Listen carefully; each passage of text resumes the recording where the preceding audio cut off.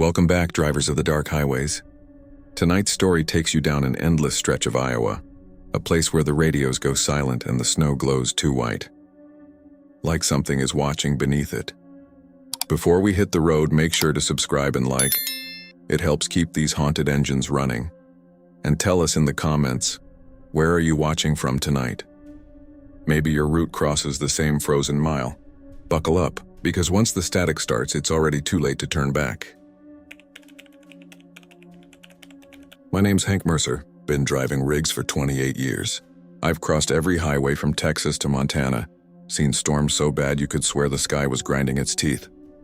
But the one that still keeps me up at night, that happened on Highway 2, somewhere between Minot and Williston, North Dakota. Locals call that stretch the White Silence, where the snow falls so thick it kills sound itself. It was January 14th, 2019. I was hauling 20 tons of frozen beef out of Fargo, bound for Spokane. I had a Peterbilt 579, rig number 2189 with a full load on a refrigerated trailer. Forecast said light snow, but by the time I hit Rugby, it had turned into a whiteout. The world narrowed down to two things: the yellow lines I could barely see and the hum of my diesel engine. Around 2:45 a.m., I lost signal on my CB, just static. I wasn't surprised. That far out, you're lucky if your radio does more than hiss. But then right through that static, a voice slipped in. Coordinates 48.299. I froze. The voice was calm, almost conversational. But what made my stomach twist was what it said next. "That's you, Hank, my name." Clear as day. I flicked my eyes to the GPS. The coordinates matched exactly where I was sitting, a few miles west of Towner, North Dakota. I tried to answer. "Breaker 19, who's this?" No response. Just that low electrical hum you get when the world feels charged, like before lightning hits. By threes, I was down to 20 miles an hour. The snow wasn't just falling.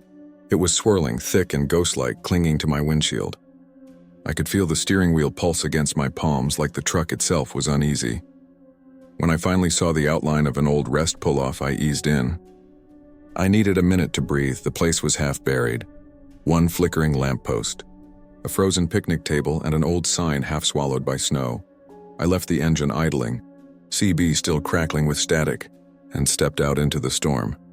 The air hit me like needles, -30, maybe worse. The sound was strange, or rather the lack of it. No wind, no engine hum, just white silence. Then I saw them. Footprints. Barefoot. Human. They came out of the woods, circled my rig once, and stopped at the passenger door. Steam rose off them like the snow was burning under invisible feet. I crouched down, staring at them. The edges were crisp, fresh. Whatever had made them had done it seconds before I stepped out. My first thought was hypothermia, maybe someone lost or delirious out in the blizzard. I shouted, no echo, no answer. The silence swallowed my voice whole. I climbed back into the cab, slammed the door and locked it out of habit. The heater was blowing, but it didn't feel warm anymore. Then the CB crackled again. "You shouldn't have stopped, Hank." My throat went dry. The voice was mine. Same tone, same gravel, same breath between words. I yanked the power cord from the unit. Dead silence, but the radio's backlight stayed on, faint blue glow pulsing, once, twice, then fading out like a heartbeat. I sat there gripping the wheel, staring through the windshield at nothing but snow. I thought maybe I was losing it. Long hours, exhaustion, caffeine shakes. Happens to every driver at some point, but then something tapped on the passenger door. Not hard. Just two slow knocks, knock, knock. I turned my head. The mirror caught movement. A dark shape standing just out of the light, facing the cab. The glass began to frost from the inside, a thin pattern spreading across like spider webs. I grabbed my flashlight, swung it toward the window, but there was nothing there. Just snow swirling in the beam. I told myself it was wind. It had to be wind. Still, I pressed the door lock again, just to be sure. At 3:07 a.m., everything in the cab shut off. The lights, the engine, the dash. The silence came back, thicker, heavier than before. And then, from the speakers, the dash cam feed clicked on automatically. That wasn't supposed to happen. I looked at the small display on the center console. It was cycling through its footage, playing back the outside view from the last few minutes. Snow. Still snow. Then, movement, a figure pale against the dark, walking barefoot across the road. The camera glitched. Froze. Timestamp blinking 3:07 or 13 a.m. And in that frozen frame, just before the footage cut to black, the figure turned toward the camera. It was me. Same jacket, same hat, same face. But the eyes were white, colorless, reflecting the light like ice. The truck roared back to life on its own. Engine howling, dashboard lights flaring red. I slammed it into gear and tore out of that pull-off. The trailer fishtailing behind me on the ice. Didn't stop until sunrise. When I hit the next way station near Williston, the officer there asked if I was okay. Said I looked pale as chalk. I told him I'd hit bad weather, nothing else. But before I left, he mentioned something odd. Said the highway cameras caught my rig pulling into that same rest stop twice, 15 minutes apart. I only remembered stopping once. A week later, I checked the dash cam footage again. Everything from 3:07 a.m. was corrupted. Just snow, flicker, then a whisper so low I had to turn the volume all the way up. Keep driving, Hank. We're not done. That was 6 years ago. I still drive, but I don't take northern routes anymore. Doesn't matter what company I'm with, I'll reroute. Claim weather, anything to avoid Highway 2 past Towner. Every winter, around mid-January, I'll be driving somewhere down south and my CB will crackle with static. And for a split second, I'll hear it again in my own voice whispering coordinates. Last week, those coordinates were for my house. I still don't know what the white silence really is. A glitch in the world. A reflection that forgot where it belonged. Or maybe just the road whispering back after all those years of hearing my voice first. Either way, when you drive long enough, you learn one thing. The road remembers you and sometimes it talks back. My name's Ray Holloway. Been on the road for close to 30 years now. Long enough to forget the birthdays I missed, but remember every mile marker from Chicago to the Dakotas. I'm not the type to tell ghost stories. Most of us drivers aren't. We're practical folks and we deal with engines, deadlines, and weather. But there's one night I can't shake. It was January 6th, 2021, middle of a brutal cold snap, the kind that makes the whole world feel like it's holding its breath. I was hauling electronics, flat screens, processors, out of Minneapolis, bound for Seattle. Route took me up past Duluth, then west across the Iron Range. The run was supposed to be routine, but nothing about that night stayed routine for long. I was driving a 2016 Kenworth T680, dark blue, with just over 500,000 miles on her. Reliable girl. It was around 10:40 p.m., snow drifting sideways like smoke. I kept the heat low so the windows wouldn't fog, CB tuned to 19 for company. The highway was empty. No plows, no headlights behind me. Just that soft hum of rubber on packed ice. About 10 miles past Duluth, I saw an exit sign half buried in snow. The green paint was faded, letters peeled off. Didn't even catch the name and just something starting with Birch something maybe. Then I saw the headlights. They flickered once, far down that ramp. Looked like another rig had pulled off and was idling in the storm. At first, I thought the poor guy had broken down. No sane driver parks in that kind of cold. I keyed the mic. Breaker 19. Anyone stuck past exit 94? Got a visual on a parked semi. You good out there, brother? No response. Just the low hiss of CB static. I slowed a bit, peering through the snow. The truck down there was covered, buried almost to the grill. Snow packed over it like armor. Icicles hanging from the mirrors like claws. Its headlights burned weak and yellow through layers of frost. Something about it looked wrong, like it had been sitting there a long time and someone just flipped the lights on. I grabbed the mic again. Dispatch. This is Holloway, Unit 1342. Got a possible abandoned semi at Birch Hollow exit, 10 miles west of Duluth. You picking up anyone in that zone? Static. Then a click. Repeat, Ray? Birch Hollow? Yeah, just past 94. Looks like a stranded rig. Hold on. There was typing on the other end, muffled voices. Then silence. Ray, the dispatcher said finally, slow and uncertain. There's no active unit on that exit. Birch Hollow's been closed since '98. Truck fire took out the bridge. You sure what you're seeing's current?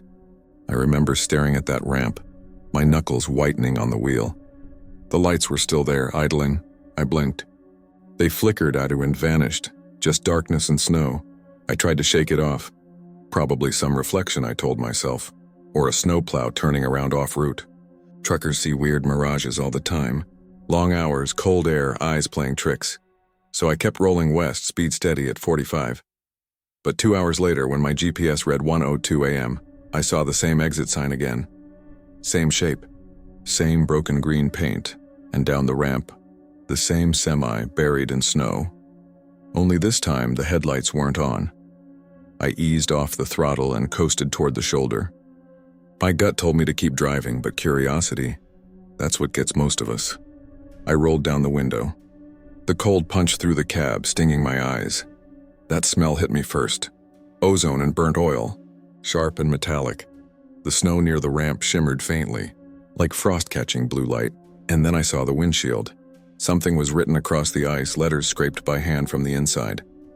Stay on the main road. Each word uneven, carved like whoever wrote it was freezing. That was enough for me. I threw the rig into gear and didn't look back. An hour later, I started noticing time didn't feel right. My dashboard clock kept blinking between 1:42 and 1:59, never hitting 2. CB was dead quiet, no chatter, no weather updates. Even my engine noise began to dull, like it was idling underwater. The air inside the cab turned dense, dry. My breath fogged and lingered. I pressed my hand to the steering wheel tag and felt no vibration. Then from somewhere deep in the trailer came a thud. Soft, deliberate, like someone shifting their weight. I checked my mirrors. Nothing but blowing snow. Another thud. Closer this time. Then the faint sound of an engine behind me. Not mine. Deeper, older, a V8 diesel growl, echoing through the whiteout. I squinted into the mirror and saw headlights materialize out of nowhere. Twin orbs of light crawling up behind me. Breaker 19, I whispered into the dead mic. If anyone's reading, I got company on 94, no plate, no tag. The radio popped, and a voice crackling low and slow said, "Stay on the main road." The same words, I floored it. But the road felt endless, the same trees, the same signs flashing by again and again. Every few miles, the frozen exit would reappear to my right, glowing faintly through the storm, and parked at the bottom, that same buried truck. Headlights off, words scrawled across the glass. My GPS started to glitch, screen flickering like static snow. Coordinates repeating, Fordes, A907N, 83-0864. 46-897N, 83-0864. 46-897N, 834. DeWitt was locking me in place, no matter how far I drove. It claimed I hadn't moved an inch. Then, for just a moment, I looked down at my fuel gauge, needle frozen solid at 3/4. Hasn't budged all night. My heart started pounding. Every instinct screamed at me to stop, to get out, to check the world was still real, but I couldn't. Because in the reflection of my side mirror through the faint white blur, I saw something standing beside that old exit, a man, or what looked like one. He was facing away, wearing a torn parka caked with frost, bare hands pressed against the buried rig's window. And as I passed, his head turned and slow, mechanical. And though I couldn't see his eyes, I felt them follow me. The CB came back on. Loud. "Ray Holloway, do you copy?" It was dispatch. "We've been trying to reach you for hours. You okay out there?" "Yeah," I said, voice shaking. "Just crossed Birch Hollow again." "Birch Hollow?" "Ray, you're 30 miles east of Duluth. GPS hasn't moved since 10:45 p.m. My mouth went dry. I looked outside. The sky was identical. Same snowfall, same sign ahead. I'd never left that spot. And now, the frozen truck's headlights were on again. I don't remember pulling over, but somehow I did. The cab light flickered as I sat there, engine idling, heart hammering. Something about the glow from the other truck felt closer than before, and like it was breathing light into the storm. Then my windshield fogged from the inside. Words formed, slow and crooked. "Not every road takes you somewhere." And beneath that, written faintly beneath the glass, was a reflection that wasn't mine. A man's face, pale and hollow, staring back at me through the frost. The radio erupted in static again. "Unit 1342, you hearing this?" Dispatch called. "Yeah," I whispered. "Ray, don't stop again. That exit's not real anymore. Not real anymore." The phrase rang in my head like a bell. I hit the pedal, and for the first time all night the engine responded, like something heavy had been lifted off it. The snow began to thin. The sky lightened, turning from black to dull gray. When dawn broke, I found myself rolling into a truck stop on Highway 53, hours south of where I'd been. The clock on my dash read 7:11 a.m. I climbed out, legs stiff, every nerve buzzing. When I checked my odometer, it was exactly the same as it had been the night before, not a single mile added, and the fuel gauge still sat at 3/4. I walked around the trailer, half expecting footprints or frost.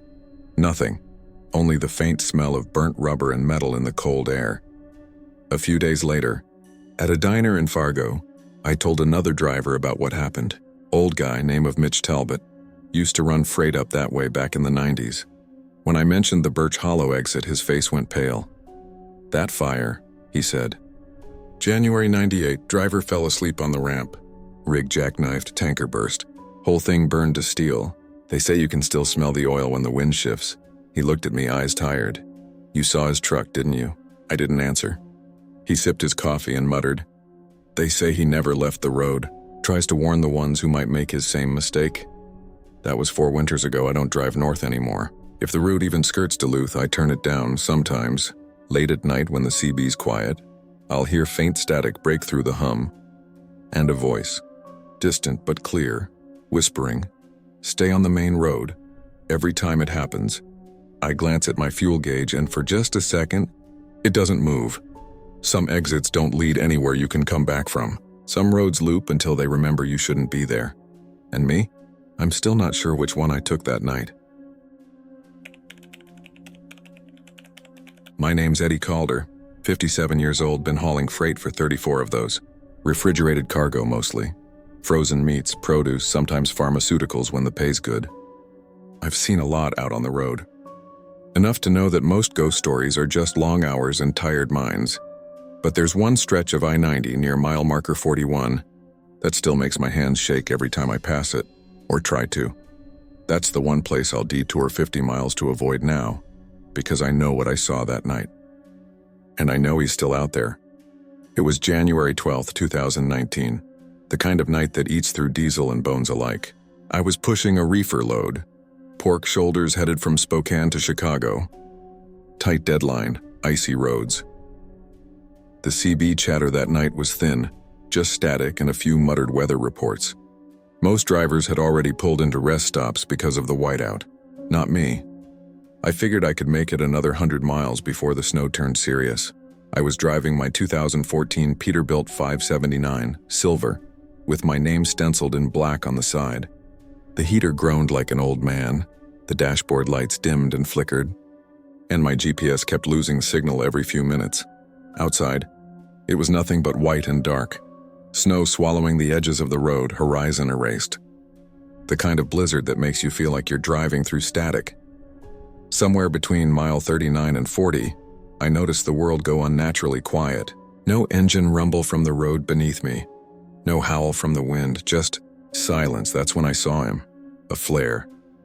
It burned weakly through the snowfall ahead. Red smoke curling upward, barely visible through the white.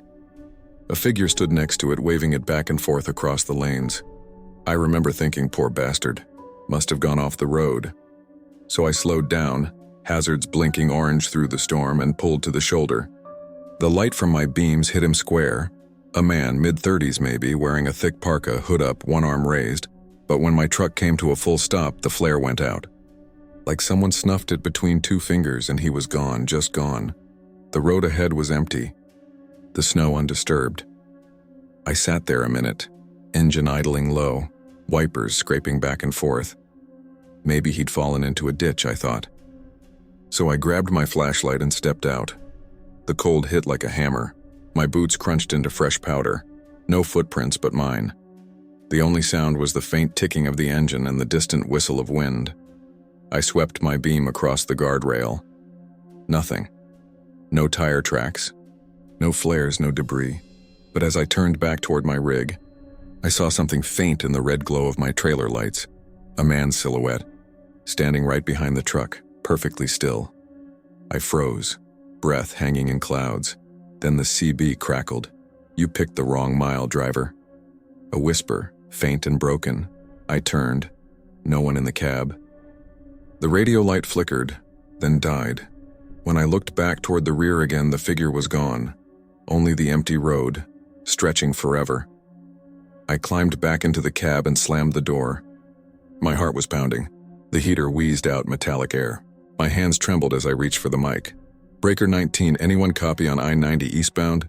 Possible stranded pedestrian near marker 41. Need confirmation. Static." Then a faint looping hum like someone breathing too close to the mic. "Mile 41. That's all it said. Then silence again. I pulled back onto the road, keeping one eye on the mirrors. But no matter how far I drove, mile marker 41 kept reappearing. Same stretch of road, same shape of trees, same sloping ditch. At one point, my odometer ticked backward. 41.2, 40.9, 40.5. I started to feel lightheaded, like the world was folding in on itself, and that's when I saw the flare again. This time, it wasn't on the road. It was under my trailer, rolling against the wind. I slammed on the brakes, tires screeching on packed snow. The flare rolled out from beneath the rig and came to rest by my door. It wasn't burning red anymore. It was white, a searing, colorless flame that gave off no heat. I stared down at it through the glass, too afraid to open the door. Then in my side mirror, I saw him again, standing in the glow of my trailer lights, face pale as the snow, eyes pitch black like two holes drilled into frost. He didn't move, didn't blink, just stared. Then his hand came up, slow, trembling, and pointed right at me. My CB crackled alive again, full volume. "You stopped." "Don't stop," I floored the gas. Tires spun, engine roared. The trailer lurched forward through the storm. I didn't look back. Couldn't. But as I sped away, I caught a final glimpse in the mirror. That white flare burning where I'd been parked. Snow melting in a perfect circle around it. By the time I reached Sioux Falls, the storm had thinned. My hands were still shaking when I pulled into a diner lot for coffee and warmth. I told the state troopers what I'd seen. The man with the flare, the looping road, the voice on the radio. They listened in silence. Then one of them, older guy with a worn badge, asked quietly, "You said mile 41? "Yeah." He looked at his partner, then back at me. "Driver died there in 97. Jackknifed during a blizzard, tanker blew. He was waving a flare to stop traffic when the second rig came through. Nobody stopped in time. They say he still tries." The officer leaned forward, lowering his voice. "You sure it wasn't someone pranking you?" I pulled the flare from my jacket pocket, the same one that had rolled under my truck. It wasn't hot. It wasn't even warm, but it glowed faintly, pale like frost catching moonlight. The officer's eyes widened. He didn't touch it. Over the next few weeks, I tried to forget about it. Told myself I was tired, snow-blind, maybe half asleep. But every few nights, that flare would roll out from under my seat, always cold, always glowing. And once, while hauling through Montana, I caught a reflection in my side mirror for just a heartbeat. A man standing in the trailer lights again, his arm raised, a flare in his hand, that same motion, that same silent warning. Last spring, against my better judgment, I took a load east that routed straight across I-90. Dispatch didn't tell me exactly where until I checked the map mid-drive. Route line went straight through. Mile marker 41, I thought about rerouting, but old habits die hard, and I needed the money. The day was clear, blue sky, sun glinting off snowdrifts. No storm, no wind. But as I neared the marker, the sky went gray in minutes. Flurries started swirling, and then through the haze ahead I saw a faint red glow. My radio cut out. The heater coughed. My windshield fogged over, letters forming across it, backwards, from the inside. "You stopped." He didn't. That's when the flare rolled out from under my seat again. I didn't touch it this time, just watched it burn white and cold against the rubber mat.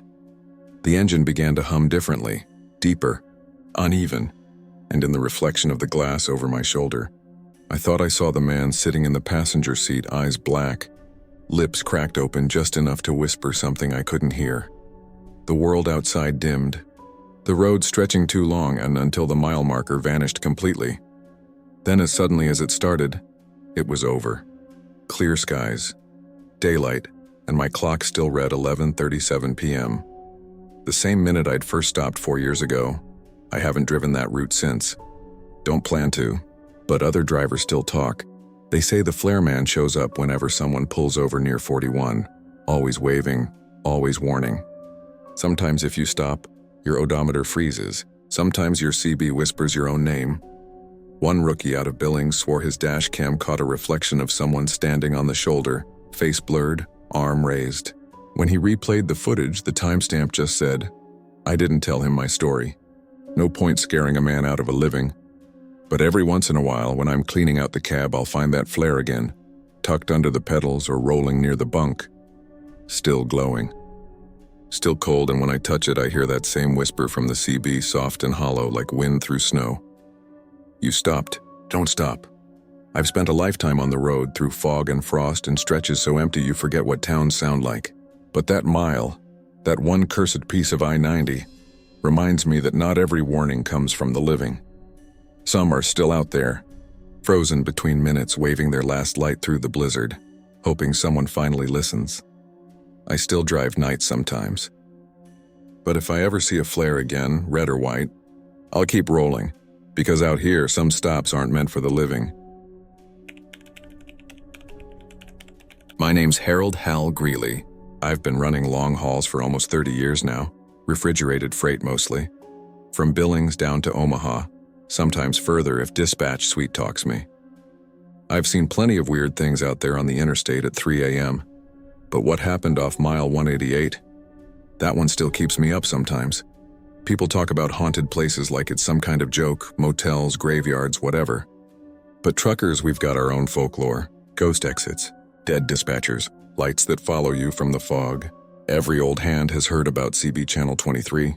They say if you tune into it after midnight, you'll pick up things that shouldn't be there. Truckers that died on the road, lost convoys still calling for fuel, voices that sound human till they start saying your name. I never believed that stuff, not until that night. It was the second week of January, snow pushing in from the Dakotas. I was hauling frozen poultry from Minot down to Kansas City, trying to beat the storm. My rig's a 2016 Peterbilt 579. White cab, twin stacks, about 500,000 miles on her but still running smooth. The heater hummed low, wipers squeaking over ice that didn't want to melt. Outside, the world looked bleached. No horizon, no contrast. Just snow swallowing the dark. By the time I crossed into South Dakota, I was running low on caffeine and patience. The CB was dead silent except for the occasional hiss of static. I flipped through the channels, half hoping for chatter, half just trying to stay awake. That's when I stopped on Channel 23. At first, it was nothing but fuzz. Then a faint sound cut through. A voice, a woman's voice. She wasn't calling for a handle or truck name. She was crying. Soft, broken sobs between gasps of breath. Then she said something that froze me. "Please, somebody help me. I'm by mile 188. I'm cold." Her voice cracked like it was cutting through miles of wind. I leaned forward, tapping the mic. "Ma'am, this is Hal, southbound on I-29. You said mile 188? You all right out there?" Silence then, faint static warped. "It's so dark. Please, help." That was it. No background noise. No engine, no wind, no movement. Just her voice fading under the hiss. I checked my GPS. I was at mile 176, 12 miles out. Maybe she'd spun out, maybe a car had gone off the shoulder. Happens all the time in whiteouts like that. So I hit the high beams, eased back on the throttle, and kept rolling. By mile 182, visibility dropped to maybe 50 feet. Snow blew sideways like smoke, my wipers barely keeping up. I could see shapes in the storm. Fence lines. Mile markers, but everything looked distorted. Like the whole road was underwater. And then I saw it. A dark shape on the shoulder up ahead, maybe a quarter mile out. Looked like a car or small SUV covered in snow. One headlight half buried, flickering weakly through the storm. I slowed to a crawl, flashers on, and pulled over. When I stepped out, the wind hit me like a wall.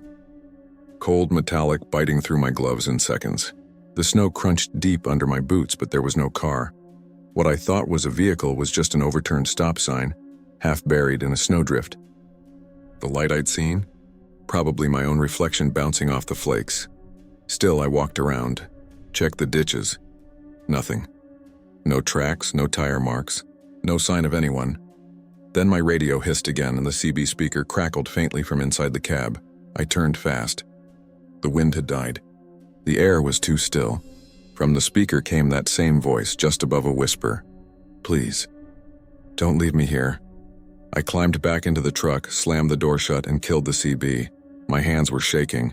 I sat there breathing, watching the snow blur my mirrors. The cab felt colder than before. Not the kind of cold that comes from bad insulation. This was damp, heavy cold, like something had opened the door to the storm. And then I noticed it. The passenger seat. The cushion was soaked through. Wet like someone had just sat there covered in snow. The smell hit me next.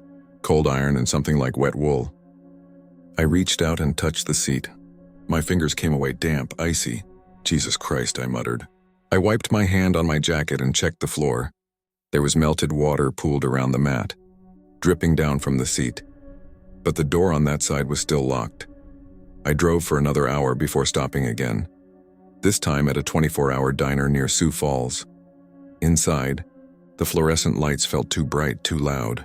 My reflection in the window looked pale, older somehow. A couple of drivers were nursing coffee near the counter. I sat beside one. Big guy, beard, wearing a faded Iowa hauling comber cap. "You ever heard anything on Channel 23? I asked, voice low. He looked up slow. "Why, you hear her?" My stomach twisted. "You mean the woman?" He nodded once. "Yeah, every few winters someone does. She calls for help near mile 188. Been doing it for decades." I frowned. "You mean she's real?" He shrugged. "Depends what you call real. Story goes she was a dispatcher. Rode with her husband one winter, blizzard hit hard. They skidded off the road, cab caught fire. He burned in the seat. She made it out, tried to flag help with a flare. They found her a week later, frozen solid against the guardrail. That was 1983. The diner hummed quiet. Coffee pots gurgled in the background. "She still calls sometimes," he said. "You're not supposed to answer." I didn't say much after that. Just nodded, thanked him, and went back to the truck. By the time I reached my next stop, the roads had cleared, and the morning sun was low behind the hills. I tried not to think about what happened. Told myself it was just fatigue, maybe interference from some ham radio operator. But when I pulled into the Kansas City yard, one of the mechanics waved me down. "Hal," he said, "you spring a leak or something? Passenger side soaked." I climbed down and followed him around. The entire door seam on the right side was rimmed with frost inside and out, like moisture had been pressed there from within. That night I cleaned the cab top to bottom, replaced the seat cover, scrubbed the floor mat. Everything looked fine again, dry, normal. But when I reached for my CB mic the next morning, it was wet, not dripping, just damp. Cold to the touch, like someone had been holding it outside in the snow. I still run that route sometimes. Not by choice. Dispatch doesn't care about legends, only schedules. And every time I pass mile 188, I turn the radio off, roll the window down, and listen. The snow muffles everything. But sometimes under the hum of the engine, I swear I hear it. The faint crackle of static. The soft sob of a woman calling through the white. And when I do, I just keep driving. Because the seat beside me always feels a little colder after. I've stopped tuning into Channel 23, but sometimes, when the air's quiet enough, the mic lights up on its own. Please, don't leave me here. My name's Ray Hollander, 32 years behind the wheel, hauling freight coast to coast. You stay on the road that long. You start to think you've seen it all. The late-night wrecks, the wildlife, the weird stuff that CB chatter turns into legend. But the night of the 2015 Nebraska blizzard, I learned there are some convoys you don't follow. I was running a load of industrial valves out of Cheyenne, bound for Des Moines. My rig, a blue Freightliner Cascadia, had been my second home for a decade. She was old but loyal, like a steel ghost with her own heartbeat. The forecast wasn't good. I remember the radio man saying whiteout conditions across I-80. Dispatch told me to pull over and wait it out. But I figured I could make Grand Island before the storm turned mean. The sky that evening looked strange. that heavy, colorless gray that eats up the light. Snow drifted in waves across the asphalt, the kind that blinds you when your high beams catch it just wrong. By the time I hit mile marker 274, the wind was screaming. No other traffic. No taillights. Just me, the hum of the engine, and the faint, comforting hiss of my CB. Then through the snow haze I saw amber lights. At first I thought it was a wreck, but no. A convoy of trucks, maybe 5 or 6, rolling slow, hazard lights blinking in rhythm. Something about them calmed me. There's safety in company, even silent company. I settled in behind them, keeping a few hundred feet back, matching their pace through the whiteout.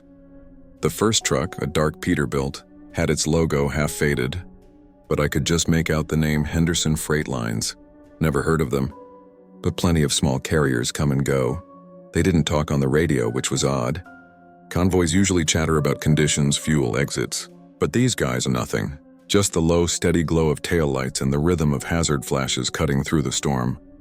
After maybe 40 minutes, the snow thickened into curtains. My wipers screamed across the glass, useless. The road was disappearing, but I could still see those lights ahead, glowing faintly through the white. Then something strange happened, one by one. The trucks started turning off. No exits, no visible ramp, just slow, deliberate turns into the snowfields beside the highway. The first rig drifted right, hazards still blinking, then faded like it was swallowed whole by the storm. Then the second, then the third. By the fourth one I slowed down, leaned forward, eyes straining through the snow. "Where the hell are you guys going?" I muttered into the mic. "Road straight for another 20 miles. Static answered me. A low broken hiss, but under it I could swear I heard engines idling deep and layered, like the sound was coming from far beneath the road. The fifth truck turned next. Only one remained ahead, that old Peterbilt with the Henderson logo. Its hazards blinked once more. Then it veered right and vanished into the storm. I stopped. The snow fell heavy, muting every sound except my idling engine. My headlights caught nothing but white. No tire tracks, no ramps, no brake lights. It was like they'd never been there. I sat there for a long minute, engine rumbling, trying to rationalize it. Maybe I'd lost the road. Maybe they'd taken a service path? But the GPS showed nothing, just the highway line and my dot blinking alone. That's when the smell hit me, faint but sharp, like burnt rubber and hot metal, cutting through the cab. My heater fan stuttered. The engine's idle dropped a note lower, and from the CB came a voice, "Breaker 19. You're running late, Ray." The voice was low, steady, crackling under static. I froze. I hadn't given my name over the air all night. "Who is this?" I said. Silence. Then a burst of white noise. Then through it. Follow the lights. Every hair on my arm stood up. I looked out again, and there they were. The hazards. 6 blinking pairs of amber lights lined up across the snowfield to my right. Perfectly still. I killed the CB, slammed the truck into gear, and gunned it. The tires spun before catching, and I stayed in the center lane all the way to Grand Island, eyes locked forward. I didn't dare look in the mirrors. When I pulled into town, it was near dawn.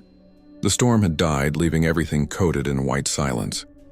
I parked outside a small diner where a county deputy was getting coffee. He gave me a look, half surprised, half concerned. "You come from the west?" he asked. "Yeah," I said. I-80. Was rough, but I followed a convoy most of the way. He frowned. "Convoy? That road's been closed since yesterday. You sure you weren't seeing reflections?" "I saw their plates," I told him. "Henderson Freight Lines, number 871903. One was a Kenworth with a black trailer." The deputy's face went pale. He leaned against the counter. "You sure about those numbers?" "Yeah, why?" He took a long sip of his coffee, staring out the frosted window. "Henderson Freight shut down in 2004. Those rigs burned out in a pileup right near mile 274. Whiteout hit. 6 trucks jackknifed and caught fire. They never made it to Grand Island."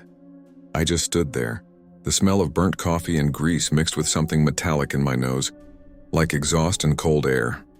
The deputy looked at me again. "You said they were ahead of you?" "Yeah." "Well," he said quietly, "then you were on their road." "Not yours." I didn't say much else. I grabbed a coffee, tried to get some warmth back in my hands. Outside, my truck sat still, faint frost curling along the mirrors. When I climbed in, I noticed something odd. 6 perfect handprints on the inside of the passenger window. each one smudged with a film of soot. I wiped them away, started the engine, and rolled out as the sun broke through the fog. The rest of the trip was quiet. Too quiet. Not a single rig passed me the whole way to Des Moines, and every few minutes I thought I saw a faint amber blink in the distance ahead. Not constant, just one flash, like a signal from somewhere I couldn't reach. That was 10 years ago. I still take that route sometimes, but I never drive it in snow anymore. I stick to the daylight, keep my CB off when the sky goes white, because sometimes, when the wind hits just right, I swear I can hear it. The low hum of diesel engines moving through the static, and if I glance in my mirror, I'll see it again. A convoy rolling slow in the snow behind me, hazard lights flickering, waiting for me to follow. Some roads never let go of what they take.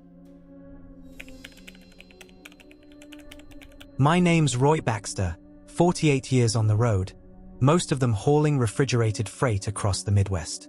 You spend that much time behind a wheel, you start seeing things. Not the supernatural kind, just the way fog bends headlights, or how snow can trick your eyes into thinking a fence post's a man. That's what I used to tell the rookies. Anyway, but what happened on Route 83, the night of the 2015 whiteout, wasn't a trick. I've been trying to rationalize it for 10 years, and I still come up short. It was January, bitter cold.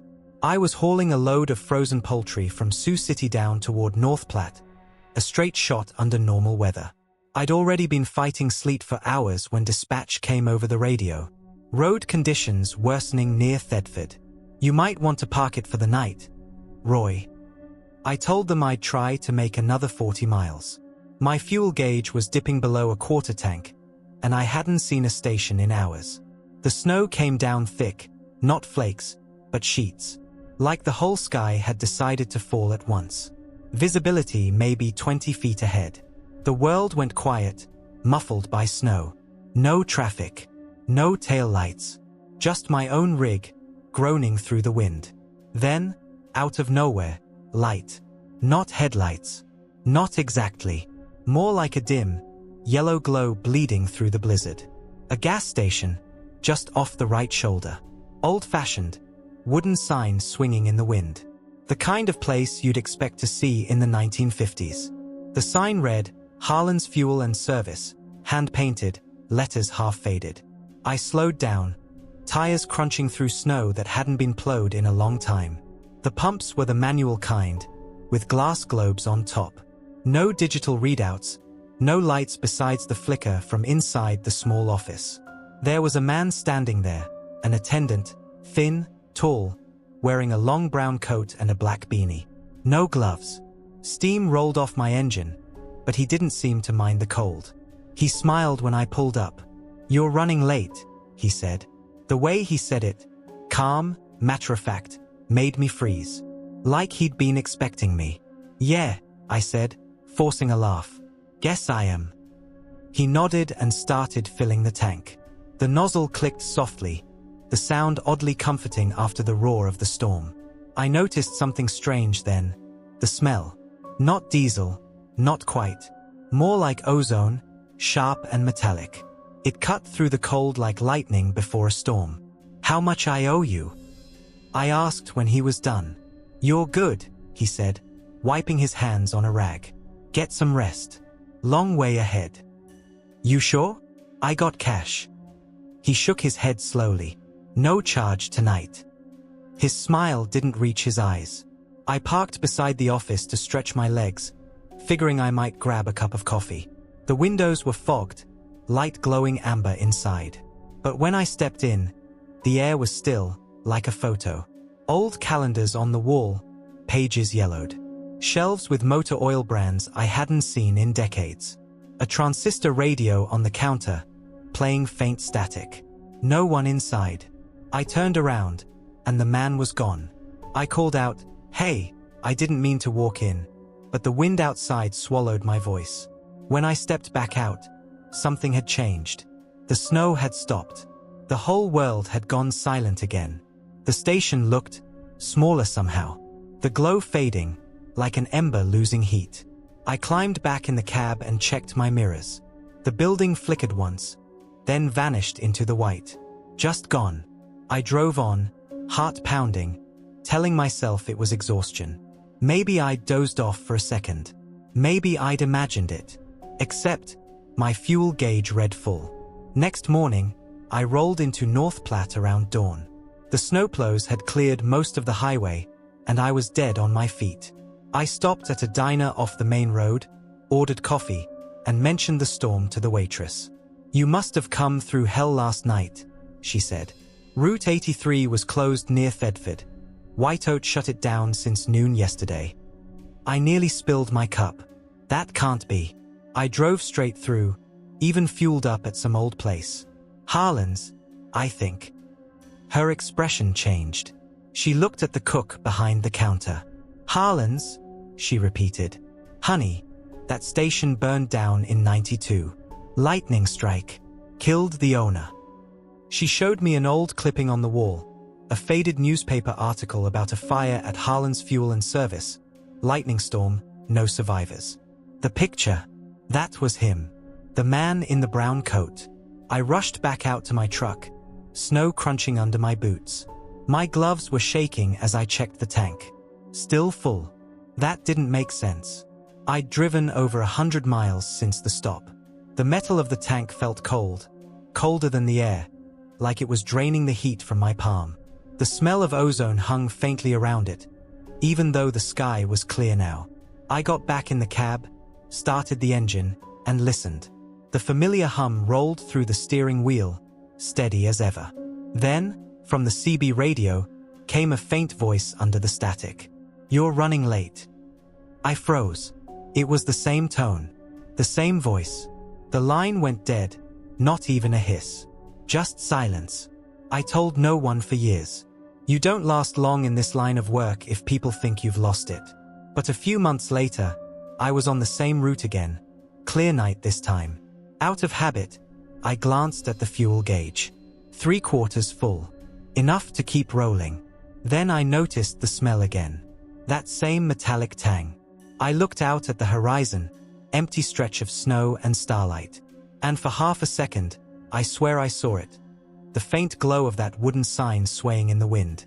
Harlan's Fuel and Service. But when I blinked, it was gone. I've thought about it a lot since then. Some folks say there are thin places on these roads, spots where time folds, where old memories keep playing like broken tapes. Maybe that's what I drove through. Or maybe Harlan just never stopped doing his job. All I know is, every winter, when the weather turns white and the CB goes quiet, I check my mirrors. And sometimes, just sometimes, I see the faint reflection of a man in a brown coat standing by the pump, waiting. "You're running late." My name's Earl Maddox. Been driving 18-wheelers for close to 30 years now. Long enough to know that the highway has a heartbeat of its own. You learn its rhythm. You learn when to listen and when to ignore it.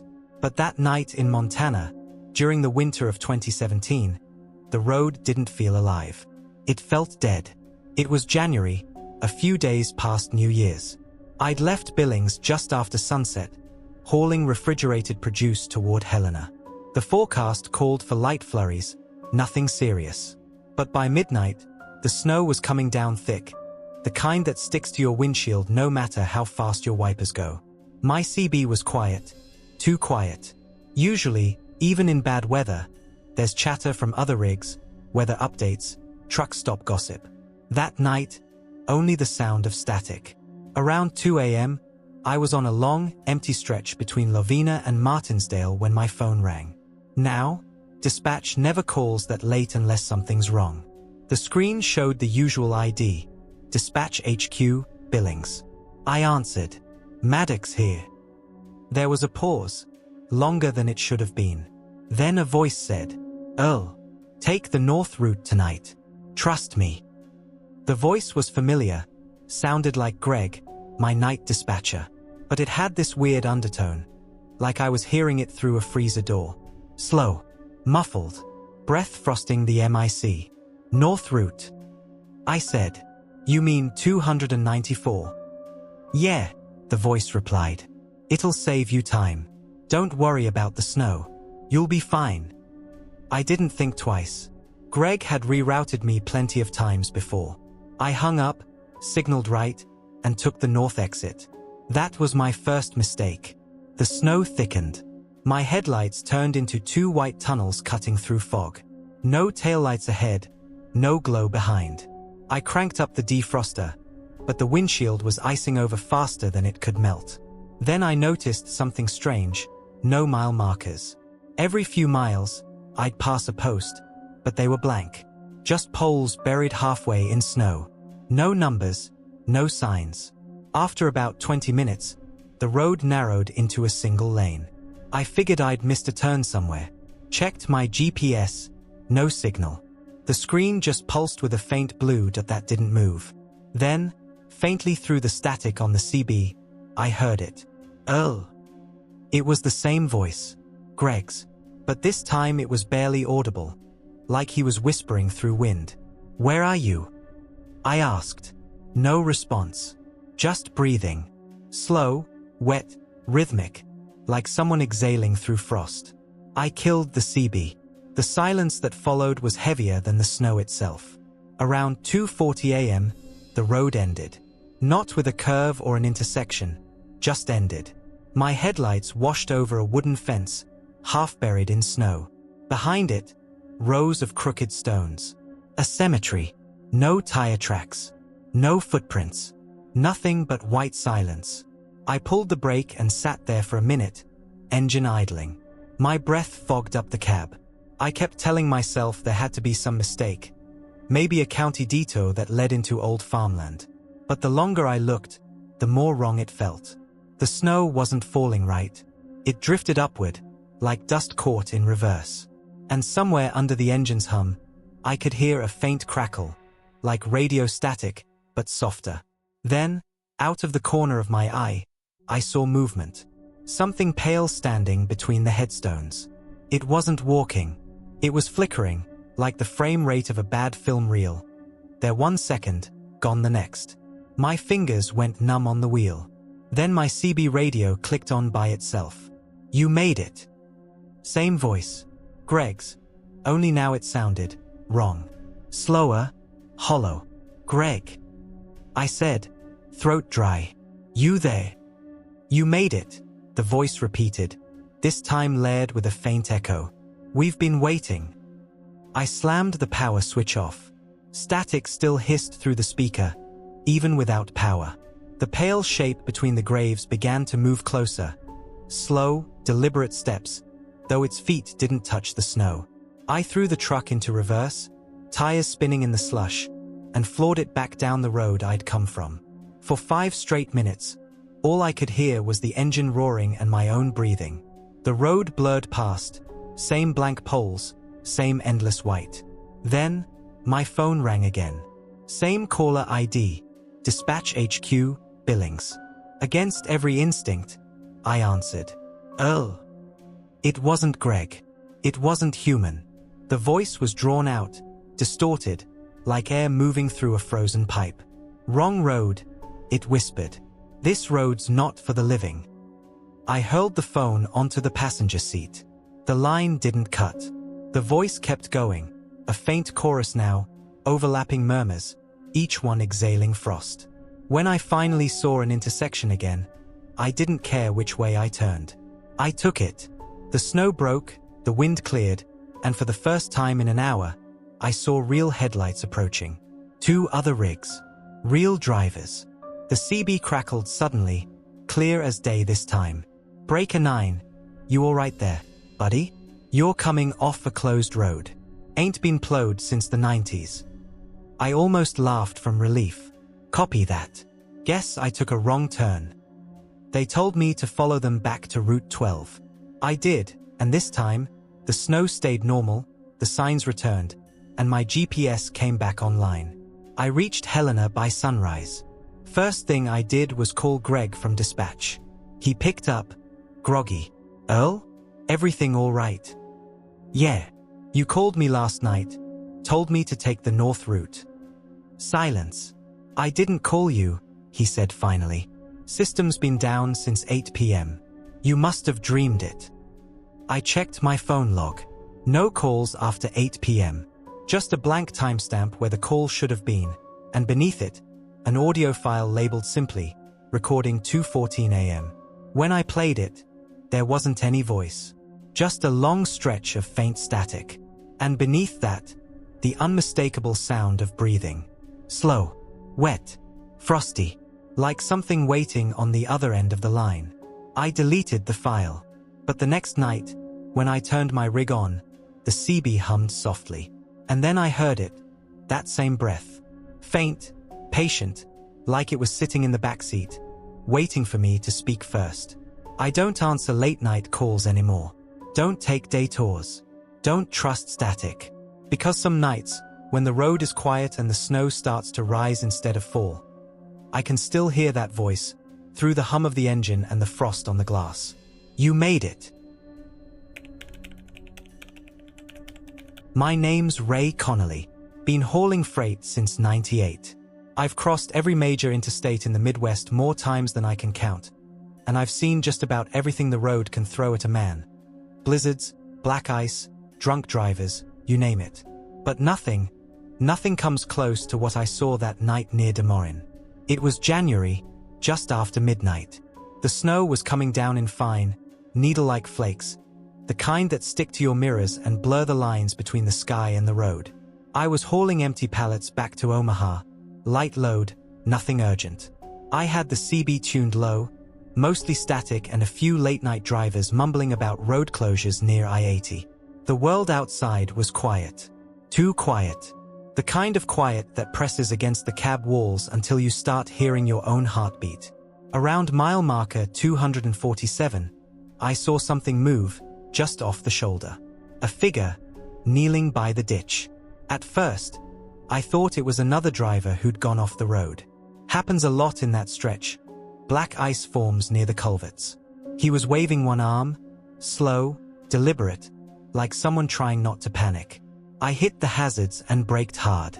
My rig hissed to a stop, and for a second, all I could hear was the ticking of cooling metal.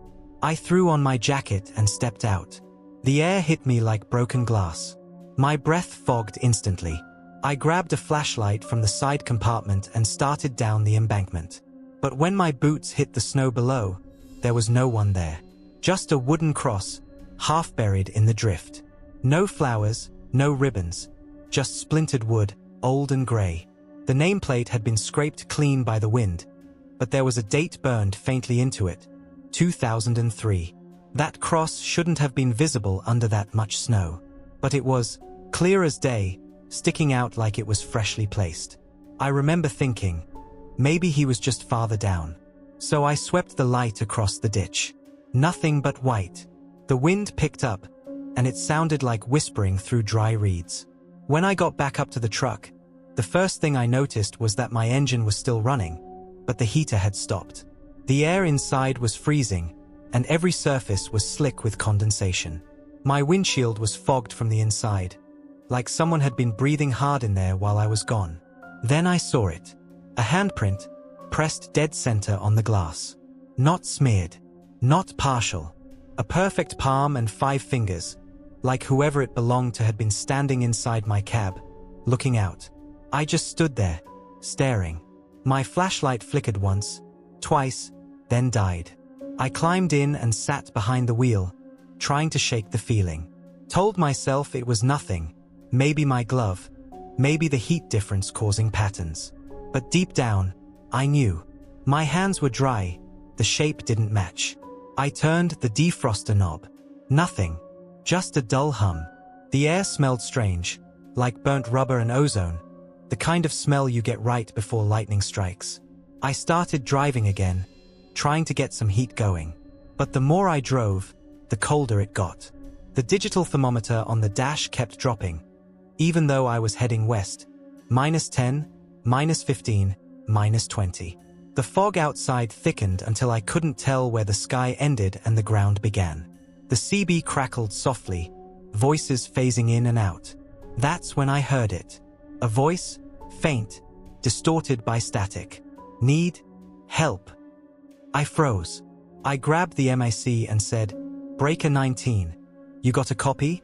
Who's on?" No reply. Just static.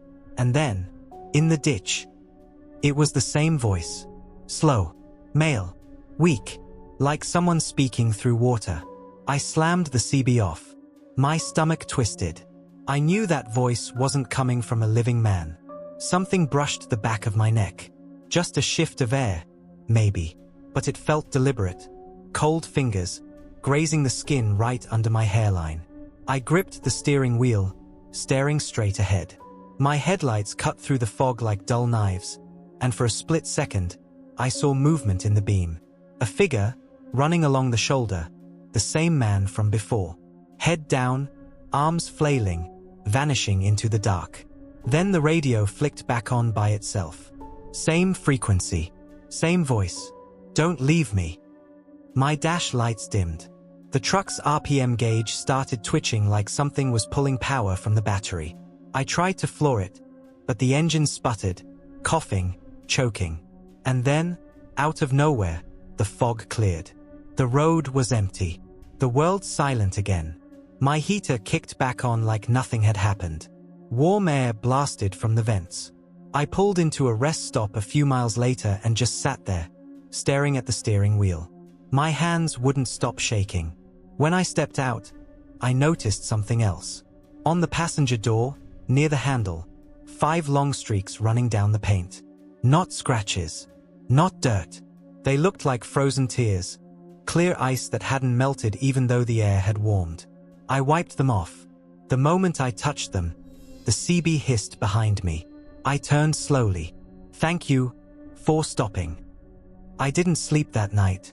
Didn't tell dispatch. Didn't even finish the haul. I parked in a lot outside Ames and waited for sunrise. When daylight came, I went back to the spot. Mile marker 247. The cross was gone. No footprints. No sign of anything. But there was a new one. Fresh wood. Fresh flowers. The name carved cleanly this time. Jacob H. Reese, 1976 to 2003 below it. Someone had written in marker, he died waiting for help. I don't know if I believe in ghosts. I've spent my life trusting engines, maps, and asphalt. But I know what I saw. I know what I heard. And every time I drive that stretch of I-80 in winter, I keep the heater low and the windows cracked, just enough to hear the wind. Because sometimes, when the fog settles just right, I still hear him. Don't leave me. My name's Alan Pike. Been driving rigs for 27 years. Long enough to know that most strange things on the road have a logical explanation. A trick of the light, fatigue, snow glare, bad radio reception. But what happened near Lake Winona, back in the winter of 2019? There's nothing logical about that. I was running a night haul from Eau Claire to Rochester, carrying insulation panels in a 53-foot reefer. Empty roads, light load, easy money. It was the second week of January, that kind of Midwest winter where the snow falls sideways, and your wipers freeze to the glass no matter how hot you've got the defroster running. Dispatch had warned about visibility on Route 218, but I'd driven worse. Around midnight, the storm settled in heavy, a white blur swallowing the road, the trees, even the sky. I slowed to 40, then 30. The GPS still showed a straight shot over the Winona Bridge, spanning the frozen lake. I remember thinking, just keep the nose straight, Pike, cross the bridge, and you're home free. That's when I saw them, 2 faint beams in the distance. Headlights. At first, they looked like another rig coming the opposite way, but the pattern was wrong. Too high, too wide. The light pulsed faintly, like fog lamps behind thick ice. I flashed my brights once. Nothing. No response. The wind howled, low and steady, pressing against the trailer. My steering wheel vibrated as the road narrowed, guardrails barely visible under the snow. I was halfway across when the other lights grew brighter, fast. Then, out of the white, I saw a full cab barreling straight toward me. Old school Kenworth, chrome grille gleaming through the storm, twin stacks smoking, high beams locked on me. I hit the horn, nothing but a strangled growl. Swerved hard right. Tires screamed. My trailer fishtailed, the whole rig tilting as snow blasted across the windshield. The oncoming truck passed within inches, or should have. But the second it crossed my line of sight, it vanished. No sound, no taillights, no wind shift, just silence. My heart was hammering so loud it drowned out the engine. I sat there in the middle of that frozen bridge, staring into the whiteout, waiting to see headlights reappear behind me. Nothing. Then I noticed something else. The road behind me was untouched. No tracks, no tire marks, just smooth, untouched snow, stretching back into the storm. I remember whispering out loud, "That's impossible." I pulled the rig over near a guardrail and stepped out. My boots sank deep into powder, the air so cold it burned my lungs. The lake below was solid black ice, the kind that groans under its own weight. I aimed my flashlight down the side of the bridge, just to make sure no one had gone over. But the beam caught something strange. Metal, twisted and half buried under layers of ice near the shoreline. Looked like the skeleton of an old bridge, collapsed into the lake. When I got back into the cab, the CB crackled to life. Clear the bridge. Clear the bridge. Static, then silence. I froze. Nobody was on that channel. I hadn't touched the MIC in hours. I checked the GPS again. It was glitching, screen flickering between coordinates. For a few seconds, it showed my truck's icon floating in the middle of the lake. I shut it off. The heater had died again. The air inside the cab turned sharp and metallic, like ozone after lightning. My breath fogged up the windshield, and that's when I saw it. Finger streaks running down the glass, as if someone outside had dragged their hand across the ice. I pulled back onto the road, easing the rig forward inch by inch. Every instinct told me I was still on the bridge. But when I looked out the side window, the guardrails were gone. Just open white. And then, for a few seconds, I heard it, a deep, hollow groan. The sound of metal bending under pressure. It came from beneath me. I slammed the throttle, engine screaming, tires spinning against the slush. For a moment, I felt weightless, the steering loose, the world shifting beneath the cab. Then, just as suddenly, the road solidified again. I don't remember the next few miles. I just remember pulling into a gas stop outside Winona, hands shaking so bad I could barely punch my card into the pump. The clerk looked at me funny. "You all right, sir?" I asked him, "Hey, that bridge back there, it's still open, right?" He frowned. "What bridge?" "The Winona Bridge, over the lake." He stared at me for a long second, then said, "Buddy, that bridge collapsed in '03. Whole span came down during a blizzard. Took a semi with it." He pointed to a framed newspaper clipping on the wall, yellowed and fading.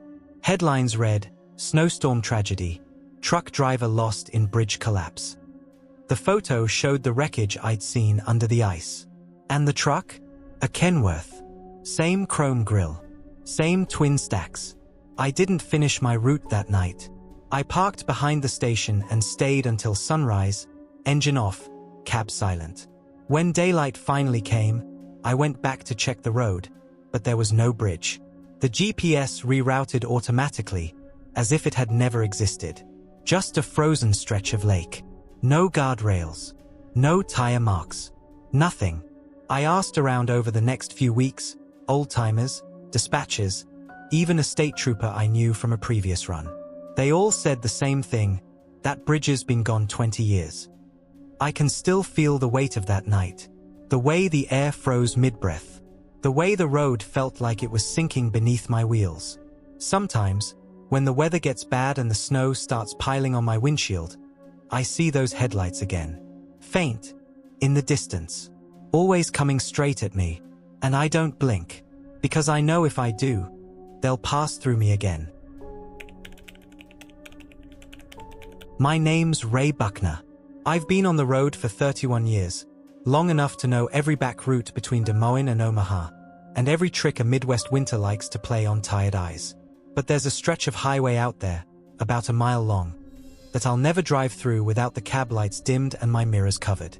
They call it Static Mile. No one told me the name when I first started running that route. You just learn it over time. The veterans don't mention it on the CB. The Rockies don't notice it till it's too late. It's somewhere between exits 214 and 219, on old Interstate 80, a desolate corridor that slices through open farmland and windswept plains. On the map, it looks like any other part of the interstate.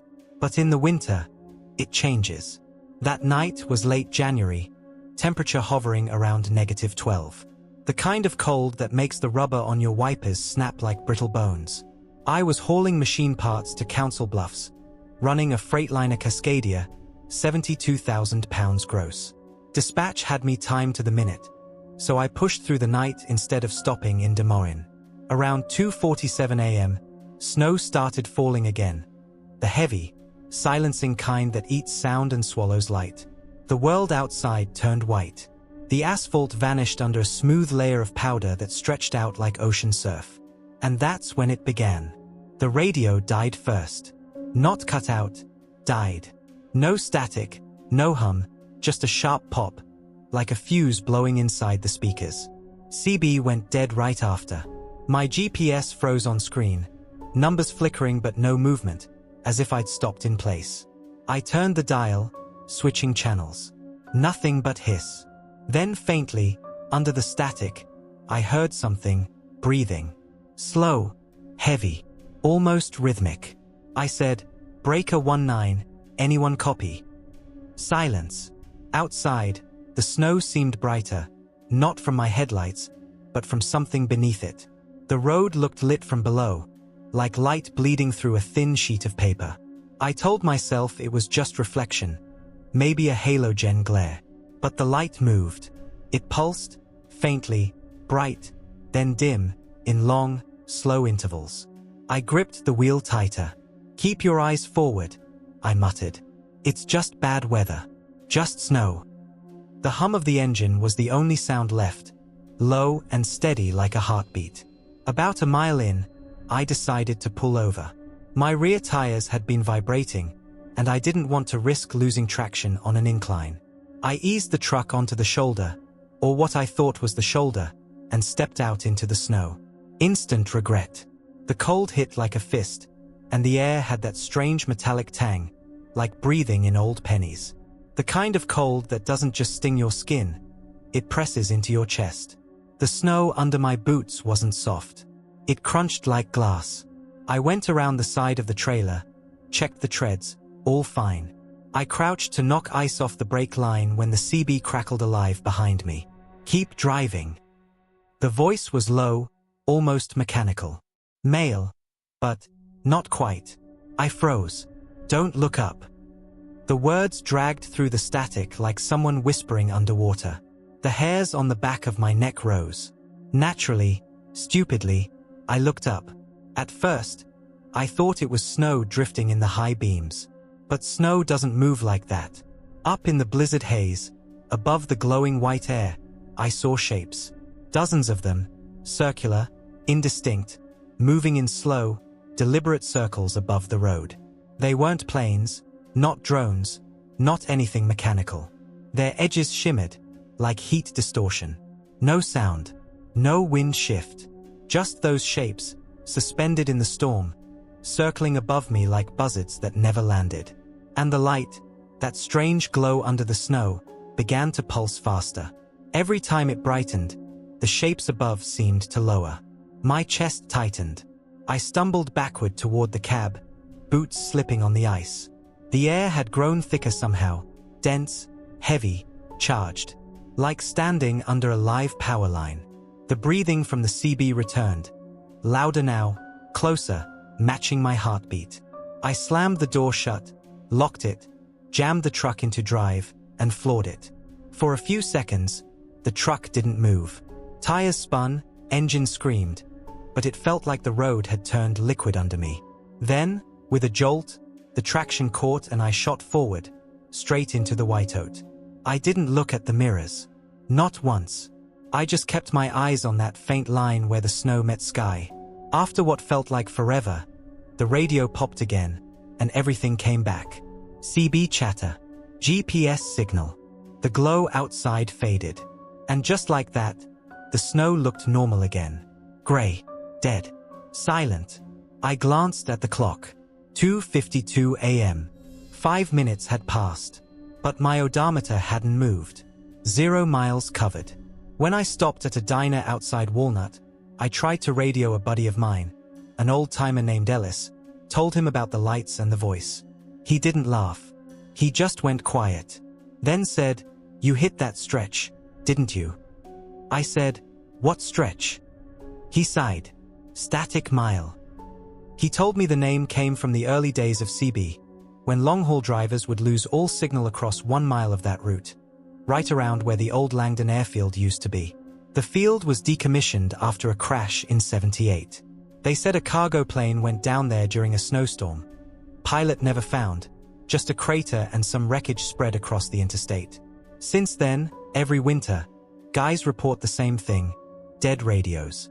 Static. Lights in the snow. Voices telling them not to look. I didn't believe him, not completely, until a few months later, spring thaw. I was checking the trailer for damage when I noticed something smeared along the driver's side mirror. Looked like frostburn at first, but when I ran my glove over it, the shape became clear. A handprint. 5 fingers. Too long, too thin, embedded in the glass, like it had been pressed there from inside the mirror. That's when I started covering my mirrors with cloth whenever I pass that stretch. I keep the radio off, the dash lights dim. I don't stop. I don't blink. And when I see the snow start glowing that strange white again, I don't look up. Because I know whatever's circling above that highway isn't weather. It's watching.